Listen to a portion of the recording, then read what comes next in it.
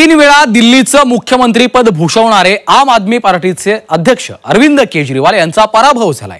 केजरीवालांच्या या लढतीकडे संपूर्ण देशाचं लक्ष लागलं होतं। केजरीवालांच्या पराभवाच्या नंतर त्यांचा पराभव का झाला याची जोरदार चर्चा सुरू झाली आहे। केजरीवाल आणि त्यांच्या पक्षाचा दिल्लीमध्ये का पराभव झालाय पाहूयात।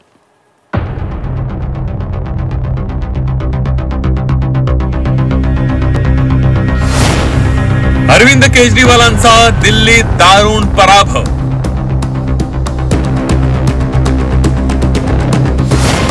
सर्व सत्ताधीश केजरीवालांची दिल्लीत हाराकिरी।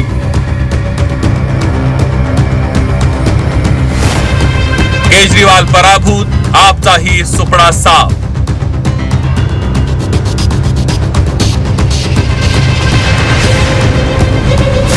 दिल्ली विधानसभा निवडणुकीत 2015 पासून सत्तेत असलेल्या आम आदमी पक्षाचा दारुण पराभव झाला। 3 टर्म दिल्लीचे मुख्यमंत्री राहिलेल्या अरविंद केजरीवालांच्या आपचा पराभव झाला। आपसह सुप्रीमो अरविंद केजरीवालांनाही मानहानीकारक पराभवाचा सामना करावा लागला। नवी दिल्ली विधानसभा मतदारसंघातून भाजपच्या परवेश वर्मा यांनी अरविंद केजरीवाल यांचा 1200 मतांनी पराभव केला। अरविंद केजरीवालांनी दिल्लीकरांनी दिलेला कौल मान्य असल्याचं सांगितलंय। आज दिल्ली के चुनाव के नतीजे आए हैं और जनता का जो भी निर्णय है, जनता का जो भी फैसला है, उसे हम पूरी विनम्रता के साथ स्वीकार करते हैं। जनता का निर्णय सर माथे पर। मैं भारतीय जनता पार्टी को इस जीत के लिए बहुत बहुत बधाई देता हूं और मैं उम्मीद करता हूं कि जिस उम्मीद के साथ और जिस आशा के साथ लोगों ने उनको बहुमत दिया है, वो उन सभी उम्मीदों और आशाओं पे पूरा उतरेंगे। केजरीवाल यांच्या असत्याचा पर्दाफाश झाल्याची टीका केजरीवाल यांचा पराभव करणाऱ्या परवेश वर्मा यांनी केली आहे। उनको जरूरत थी तब वो अपना शीश महल बना रहे थे। जो आदमी कहता था मैं कोई बड़ा घर नहीं लूँगा, वो इतने बड़े आलीशान में बंगले में चला गया। तो झूठ झूठ झूठ कितना झूठ सुनेंगे लोग। तो झूठ एक बार चलता है, 2 बार चलता है, बार बार नहीं चलता। इसीलिए सारे लोग उनका झूठ समझ गए थे। भाजपच्या विजयाची जेवढी चर्चा सुरू आहे त्याहूनही अधिक अरविंद केजरीवाल यांच्या पराभवाची चर्चा सुरू आहे। अरविंद केजरीवाल का हरले याच्या कारणांची जोरदार चर्चा सुरू असल्याचं पाहायला मिळत आहे। व्हीव्हीआयपी राहणीमानाचा मतदारांमध्ये नकारात्मक संदेश गेला। दारू घोटाळ्याचे आरोप झाले। काँग्रेस सोबत आघाडी केली नाही। रेवडी वाटप विकास दृष्टी नसल्याचाही आरोप झाला। आपच्या अनेक नेत्यांनी पक्षाला सोडचिठ्ठी दिली। निवडणुकीत नकारात्मक प्रचार भोवला।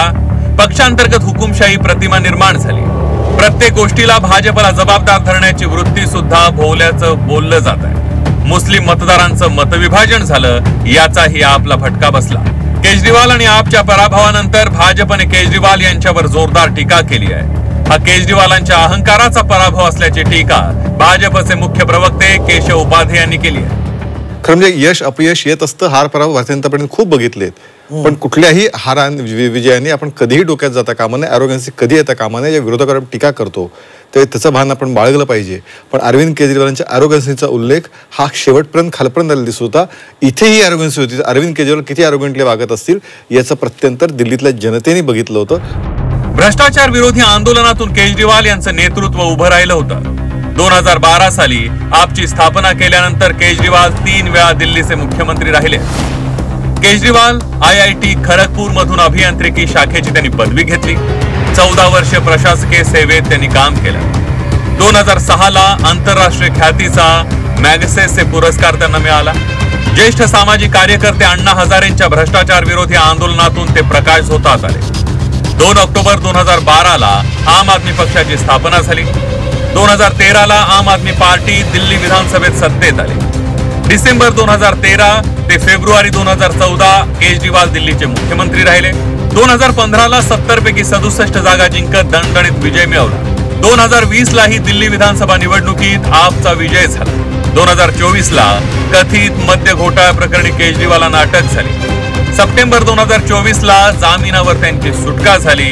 तब्बल 145 दिवस त्यांना तुरुंगवास भोगावा लागला। फेब्रुवारी 2025च्या निवडणुकीत आपचा आणि केजरीवालांचा धक्कादायक पराभव झाला।